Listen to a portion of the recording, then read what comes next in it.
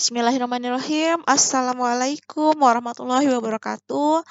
Apa kabar anak-anak hebat? Mudah-mudahan kita semua selalu dalam keadaan sehat ya untuk pada hari ini. Oke, baik anak-anak hebat. Sebelum kita mulai pembelajaran, ada baiknya kita awali dengan berdoa terlebih dahulu.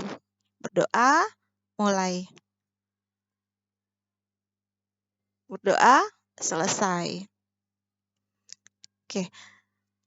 Anak-anak hebat, pada hari ini kita akan mempelajari materi tentang norma dan keadilan. Oke, Ibu yakin kalian pastinya sudah memahami tentang norma dan keadilan ya, di mana kita tahu bahwa dalam kehidupan ini kita sangat memerlukan norma ya untuk mengatur tingkah laku kita. Oke. Baik, coba kita lihat. Iya, lihat di sini tujuan pembelajaran kita pada hari ini adalah diharapkan anak-anak mampu untuk mendeskripsikan macam-macam daripada norma ya. Jadi Bu harap nanti anak-anak setelah pembelajaran selesai kalian bisa merefleksi apa itu tentang macam-macam norma dalam kehidupan sehari-hari. Oke, nah norma merupakan kata yang berasal dari bahasa Belanda, yaitu norm, yang memiliki arti patokan, pedoman, atau pokok kaidah, dan bahasa Latin, yaitu mos, yang memiliki arti kata kelakuan, adat istiadat, atau kebiasaan. Nah, norma pada hakikatnya merupakan kaidah hidup yang mempengaruhi tingkah laku manusia dalam hidup bermasyarakat seperti itu ya. Nah, dalam kehidupan bermasyarakat terdapat 4 macam norma. Ayo, coba siapa yang tahu apa saja macam-macam norma yang ada di dalam masyarakat? Siapa? Coba. Iya, ya, yaitu ada norma kesopanan, norma susila, norma agama, dan juga norma hukum. Oke, kita bahas yang pertama terlebih dahulu. Nah, di sini ada jenis-jenis norma dan contohnya. Yang pertama itu adalah norma agama. Ya. Norma agama itu merupakan aturan-aturan yang dijalankan oleh masyarakat yang sumbernya berasal dari Tuhan Yang Maha Esa. Iya, ya. Jadi norma agama itu adalah norma yang mengatur tingkah laku kita yang berkaitan dengan Tuhan ya. Jadi nih, berdasarkan pengertian norma agama, maka di dalamnya memiliki sifat yaitu dogmatis. Nah, dogmatis itu berarti aturan yang ada itu tidak boleh ditambah maupun juga dikurangi nilainya. Jadi harus sesuai dengan yang tertulis pada kitab suci masing-masing agama ya. Nah, lalu kira-kira sanksinya apa yang bisa diterima oleh seseorang jika seseorang itu melanggar norma agama? Ayo, ada yang bisa? Iya, ya. Jadi sanksi yang bisa diterima terhadap pelanggaran norma agama itu antara lain ada dosa, masuk neraka, atau hukuman lain dari Tuhan. Nah, di sini Ibu ya sebagai guru itu pastinya mengingatkan kalian bahwasanya sebagai pelajar kita harus mematuhi daripada norma agama karena itu juga mencerminkan dari keimanan kita kepada Allah Subhanahu wa taala ya. Jadi kita harus tanamkan di dalam diri kita aturan-aturan dalam norma agama. Nah, ini adalah contoh daripada norma agama ya. Yang pertama itu contohnya adalah melaksanakan sholat, menghormati orang tua, suka bersedekah, ya, tidak memakan makanan yang mengandung ya babi. Nah, coba di sini siapa anak-anak yang rajin melaksanakan sholat ya.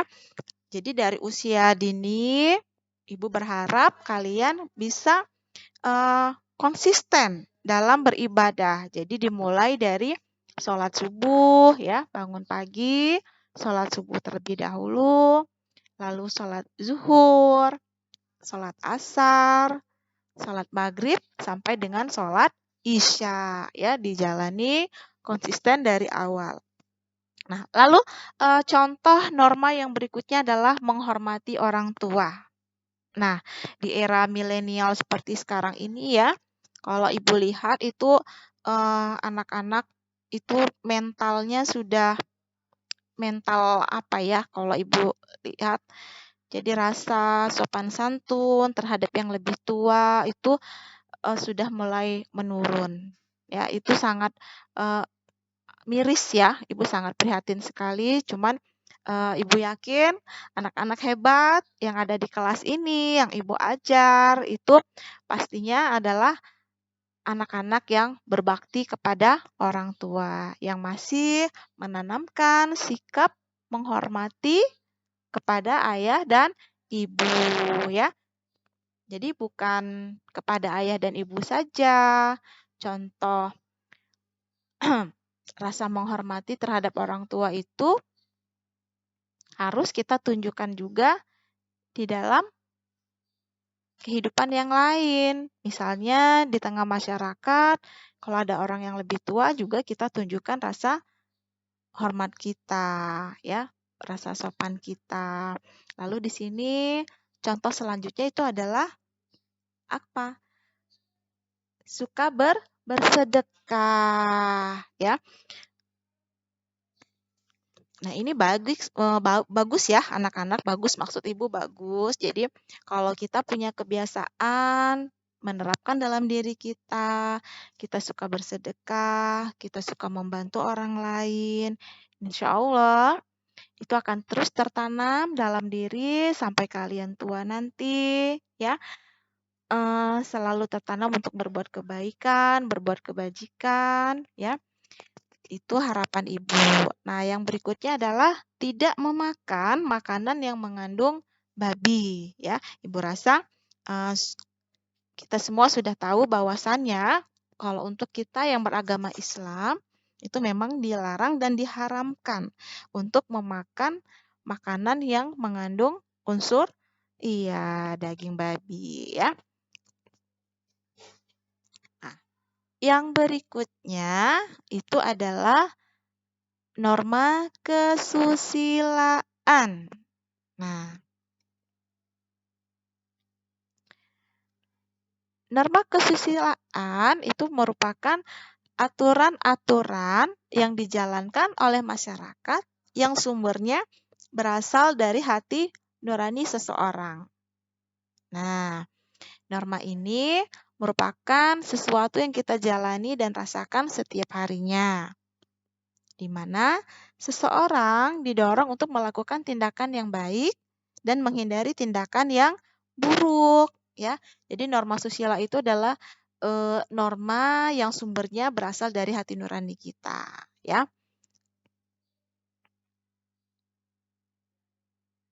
Berdasarkan ajaran norma ini, biasanya orang yang melanggar norma itu mendapatkan sanksi berupa rasa bersalah, penyesalan, atau bahkan dikucilkan di tengah masyarakat. Ya, jadi seseorang itu harus punya hati yang bersih.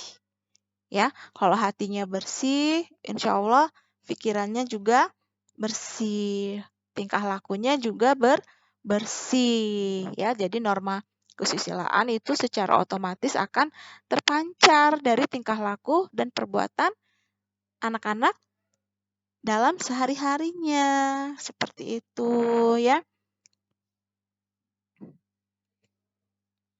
Lalu contohnya, nih, contoh dari norma kesusilaan. Nah, contoh yang pertama, Ayah apa? Iya, contohnya adalah menghormati guru.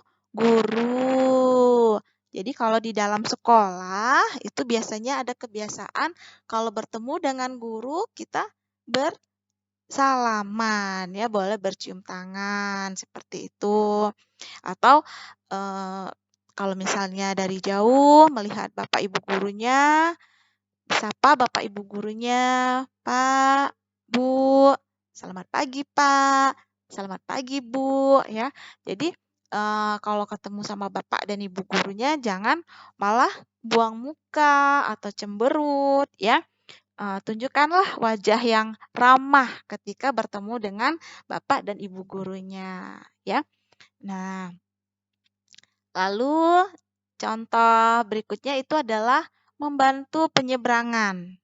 Nah, ya, ini adalah contoh norma susila. Jadi, kalau anak-anak hebat sekalian ada di jalan ya, di jalan raya ya, kalau terlihat ada orang tua yang kesulitan untuk menyeberang atau mungkin ada orang yang apa tunanetra ya, itu boleh ya, boleh kalian bantu beliau-beliau itu untuk menyeberang supaya penyeberangannya selamat, pinter ya. Lalu contoh yang berikutnya adalah tidak mengurangi timbangan. Nah, jujur ini ya, sama seperti yang di samping ya, tidak mengurangi takaran dan timbangan. Ini biasanya untuk para penjual. Jadi mungkin nanti kalau di rumah ayah atau ibunya, om atau tantenya itu ada yang profesinya berjualan.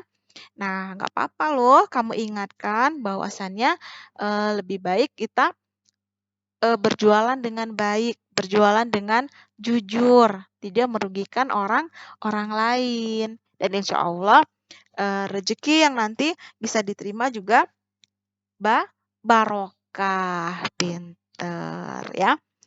Lalu di sini ada contoh berikutnya, itu adalah perbuatan jujur. Nah, coba nih, siapa yang kalau ulangan suka mencontek? Ayo, tunjuk tangan. Siapa yang suka mencontek? Jadi kalau anak-anak sekalian ulangannya suka mencontek pekerjaan temennya, itu berarti melanggar contoh dari norma kesusilaan, ya. Itu tidak dibenarkan. Jadi kalau memang mau ulangan, ada baiknya anak-anak hebat itu belajar dulu dari rumah, malamnya belajar dulu, paginya ya bangun pagi, diulangi lagi, belajar lagi biar lebih paham ya. Begitu pula kalau ada pekerjaan rumah. Jadi kalau ada pekerjaan rumah, ada baiknya anak-anak juga mengerjakan sendiri di rumah. Jadi tidak harus selalu mencontek pekerjaan temennya. Oke, baik. Siapa di sini kalau ada PR mengerjakan sendiri di rumah? Tunjuk tangannya. Oke, ya. Baik, Ibu yakin, Ibu percaya ya, kalian anak-anak hebat pasti bisa ya menerapkan norma kesusilaan dalam diri kalian masing-masing. Nah, norma yang berikutnya itu adalah norma kesopanan. Ya. Norma kesopanan merupakan aturan-aturan yang menekankan pada perbuatan seseorang untuk menjaga kesopan santunan, tata krama mereka, dan juga adat istiadat setiap individu. Hal itu dikarenakan Indonesia merupakan negara dengan beragam suku, budaya, dan adat istiadat yang berbeda-beda. dan hidup berdampingan satu dengan yang lain, ya. Tuh. Lalu sanksinya apa? Apa sanksi yang diberikan ketika seseorang melanggar norma kesopanan? Ya, siapa? Iya, jadi sanksinya adalah mendapat celaan dari masyarakat atau diasingkan dari pergaulan masyarakat, ya. Ini sangat nggak enak nih kalau kita sampai dikucilkan nih. Jadi contoh norma kesopanan tuh seperti ini, ya. Jadi kalau ada orang tua, kita lewat di depannya, itu lewatlah dengan baik-baik, ya. Permisi dulu, membungkukkan badan, ya. Kalaupun tidak membungkukkan badan, ya minimal permisi dulu, "Numpang lewat ya, Bu. Permisi ya, Bu." Gitu, ya. Jadi hal-hal seperti itu Ibu sangat berharap, ya, itu memang masih tertanam di dalam diri kalian sebagai pelajar, ya. Apalagi bangsa kita adalah bangsa budaya timur yang memang sangat menjunjung tinggi nilai kesopanan, ya. Sangat berharap para pelajar Indonesia itu dalam kesehariannya baik di sekolah, baik di rumah, ya, di masyarakat, itu bisa menunjukkan profil Pancasila, ya. Nah, lalu yang berikutnya ini adalah tidak meludah sembarangan. Nah, kan kita sering ya anak-anak ya kita melihat ada orang itu yang membuang ludah itu sembarangan dan mungkin itu dianggapnya hal yang biasa. Padahal sebenarnya itu adalah salah satu contoh perbuatan yang memang tidak sopan, ya. Jadi kalau mau meludah, mau membuang ingus ya, kotoran dari hidung, itu ada baiknya memang eh, tidak sembarangan, ya. Apalagi kalau misalnya nih anak-anak sedang dalam keadaan berkendara, baik itu motor maupun mobil ya, angkot. Nah, itu usahakan kalau memang ingin membuang ludah, itu lihat-lihat dulu. Ada siapa di luar, di belakang kita ada siapa gitu. Jadi jangan sampai nanti terkena oleh orang lain. Karena kalau terkena orang lain tidak terima dan itu bisa memicu keributan. Orang tidak terima, lagi enak-enak jalan tiba-tiba terkena ludahnya, seperti itu ya.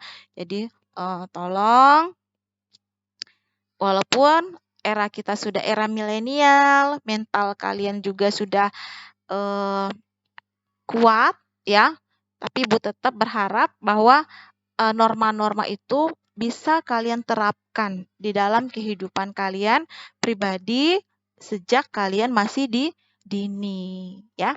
Ingat norma itu memang tidak tertulis ya, tidak semua norma itu tertulis.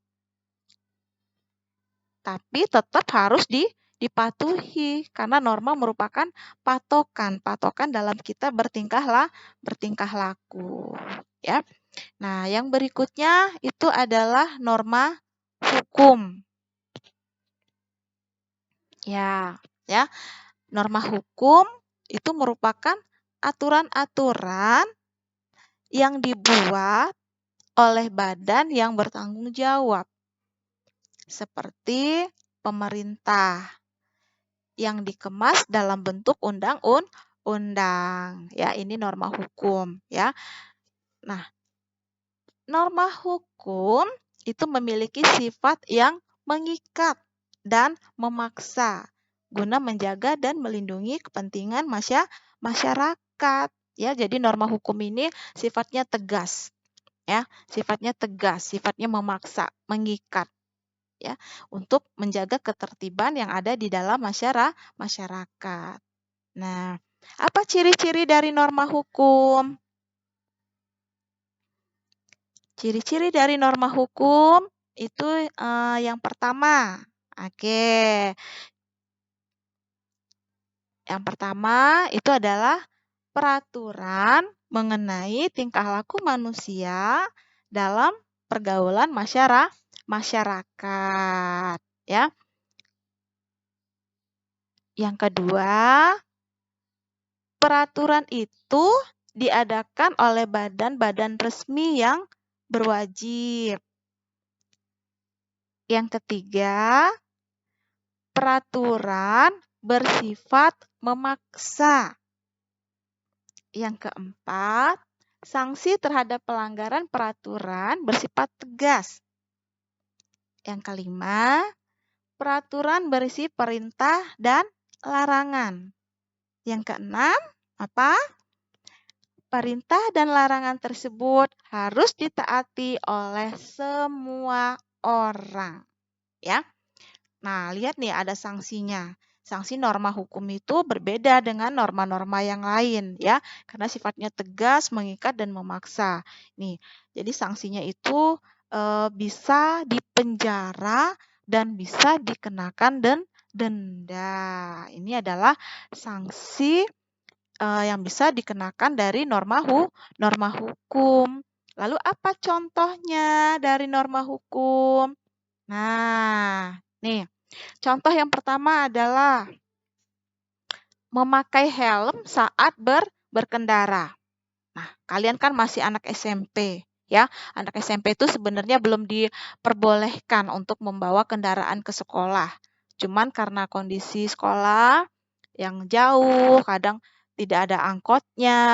Jadi mau tidak mau untuk mempermudah, untuk memperlancar proses perjalanan ke sekolah, maka pihak sekolah memperbolehkan anak-anak untuk membawa kendaraan. Nah, tapi harus diingat bahwasannya kita semua harus taat dalam berlalu lintas, ya. Paling enggak harus pakai helm, ya. Helmnya harus dipakai, surat kendaraannya harus dibawa seperti itu. Terus dalam berkendara juga tidak boleh ugal-ugalan, ya. Menyeberang itu juga harus lihat-lihat dulu. Jangan lupa untuk menyalakan lampu sen. Jadi biar kendaraan yang ada di belakang kita juga bisa mengambil sikap nih, ya. Jadi supaya untuk menghindari kecelakaan berlalu lintas.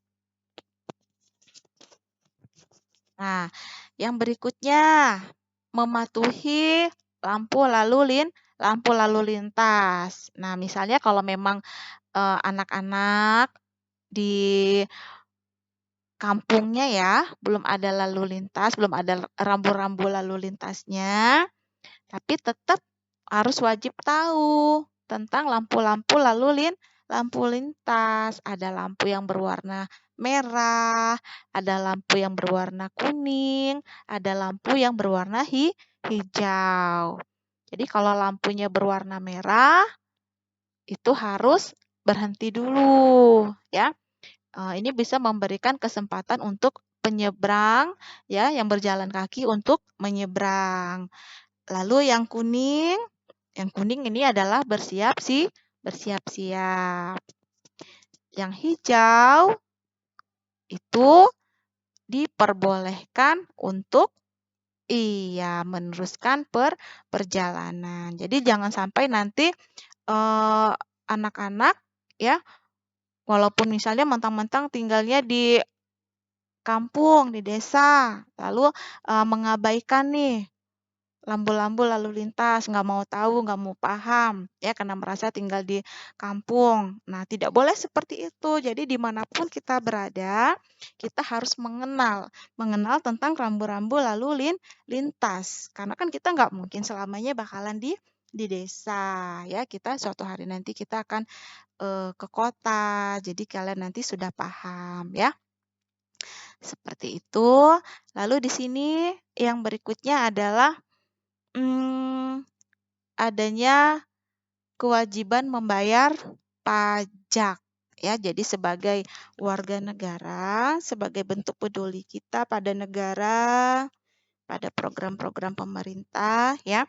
Di sini kita punya kewajiban untuk membayar pajak. ya, karena nanti kalau sampai telat membayar pajak itu sanksinya bisa dikenakan denda. Oke, ya.